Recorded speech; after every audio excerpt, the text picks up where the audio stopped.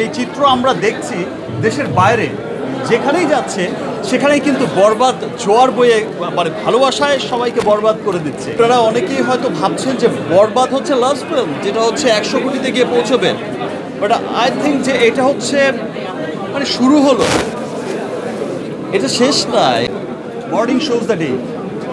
আমরা যখন দেখি একটা সিনেমার ওপেনিং দেখি, একটা সিনেমার কিছুদিন রান যখন করে, তখন কিন্তু সেটা বোঝা যায় যে এটা কি লং রানের ঘোড়া হবে, এটা কততে গিয়ে ঠেকতে পারে, কোন জায়গায় গিয়ে পৌঁছতে পারে।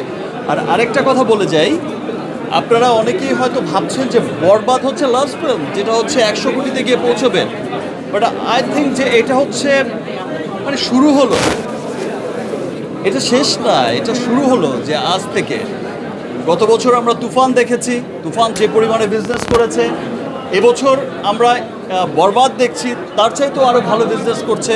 আগামীতেও যে সিনেমাগুলো আসবে ইনশাআল্লাহ সেই সিনেমাগুলো তার চাইতেও আরও অনেক বড় বিজনেস করবে।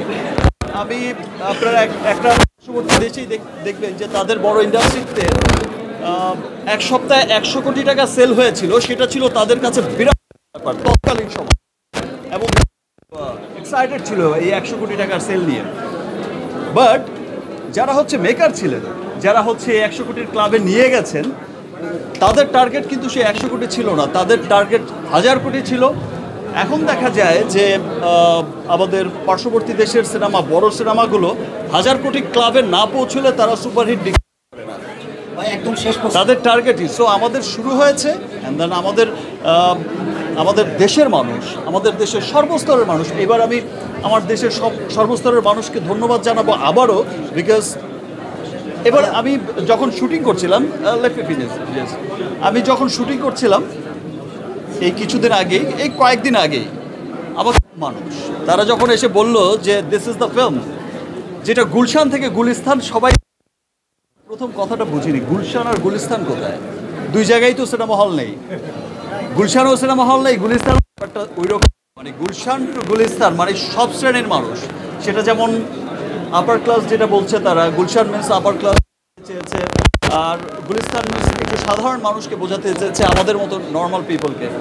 সো বলছে যে গুলশান টু গুলিস্তান সর্বস্তরের মানুষ দেখছে, এবং যেই চিত্র আমি দেখেছি বাংলাগুলোতে, যে চিত্র আমি দেখেছি সিঙ্গেল স্ক্রিনগুলোতে, এই ভালোবাসা অব্যাহত থাকলে, এবং যেই চিত্র আমরা দেখছি দেশের বাইরে যেখানেই যাচ্ছে সেখানেই কিন্তু বরবাদ জোয়ার বয়ে মানে ভালোবাসায় সবাইকে বরবাদ করে দিচ্ছে।